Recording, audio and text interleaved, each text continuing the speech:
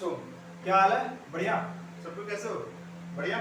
चलो, अपने holding company कर रहे थे एफआर में, एंड होल्डिंग कंपनी का अपने 4 स्टेप तक कर चुके थे। आज अपने 5वां स्टेप समझने से पहले 2 टर्म समझेंगे।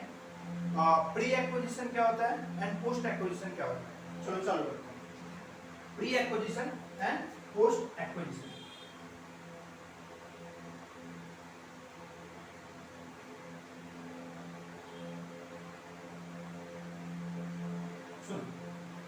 तो देखो, जिस दिन हम कंपनी को अक्वायर करते हैं ना, जिस दिन हम कंपनी को खरीदते हैं, उस दिन के बाद जो भी काम हो रहा है ना आपके कंपनी में, वो सारा का सारा पोस्ट एक्विजिशन है।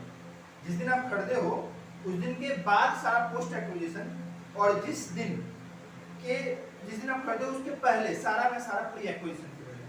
जैसे कि सपोज करो कि आपने 1/4/2023 को अपने कंपनी को खरीदा है, ठीक है। देखो, अब होगा क्या कि इसके पहले जितना पीरियड है ना, इसके पहले जितना पीरियड होगा ये क्या हो गया? मेरा प्री एक्विजिशन पीरियड। क्या हो गया? प्री एक्विजिशन पीरियड, ठीक है।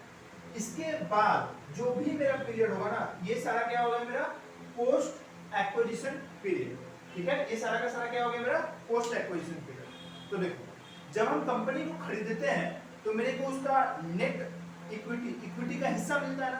तो देखो, अब होगा क्या कि जो भी आपने pre acquisition profit, pre acquisition मतलब आप जिस दिन कंपनी खरीदे उसके पहले जो भी कंपनी ने कमा के रखा होगा अपने बैंक में, लाइक रिजर्व्स, आपके पास प्रॉफिट हो सकता है, तो आपको उसका हिस्सा मिलेगा। तो अगर आपको उसका हिस्सा मिलेगा तो आपको उसके बदले कुछ पेमेंट करना होगा, क्योंकि उसको कमाने के लिए आपने कुछ एफर्ट थोड़ी दिया है। आप जो कंपनी खरीद रहे हो, आपने कुछ उसको कमाने के लिए एफर्ट नहीं दिया, कंपनी पहले से कमा के रखा था। सो ये क्या? Pre acquisition profit. तो अगर तुम लोग को याद हो कॉस्ट ऑफ कंट्रोल, तो हम लोग क्या लिखते थे? इन्वेस्टमेंट जितना मैंने किया है उससे माइनस क्या करते थे? इक्विटी शेयर कैपिटल का पोर्शन, और जितना मेरे को रिजर्व या प्रॉफिट में हिस्सा मिलता था वो हम माइनस करते थे। तो मेरा क्या रहता? अगर ज्यादा हम पेमेंट किए, कम मिला तो गुडविल, और अगर कम मिला और ज्यादा पेमेंट किए हैं तो मेरा गुडविल आता था। और उल्टा होता था केस, यानी कि हम कम पेमेंट किए और ज्यादा मिल गया है तो मेरा कैपिटल रिजर्व आता था।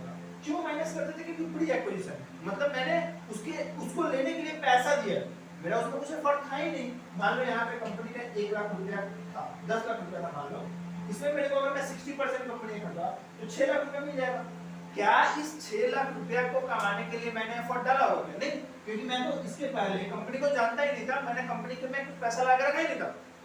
लेकिन इसके बाद जो भी कमाई होगा, अब जो भी मेरे को मिलेगा वो मेरा भी एफर्ट रहेगा उसमें, तो उसको हम पोस्ट एक्विजिशन बोलेंगे और हम उसको नॉर्मल प्रॉफिट में लेके चले जाएंगे। ये तो चला गया मेरा कहां पे? जहां पे एडजस्टमेंट कर देंगे कॉस्ट ऑफ कंट्रोल में। लेकिन इसके बाद वाला जितना प्रॉफिट होगा उसको हम नॉर्मल प्रॉफिट में उसमें लेके जाएंगे।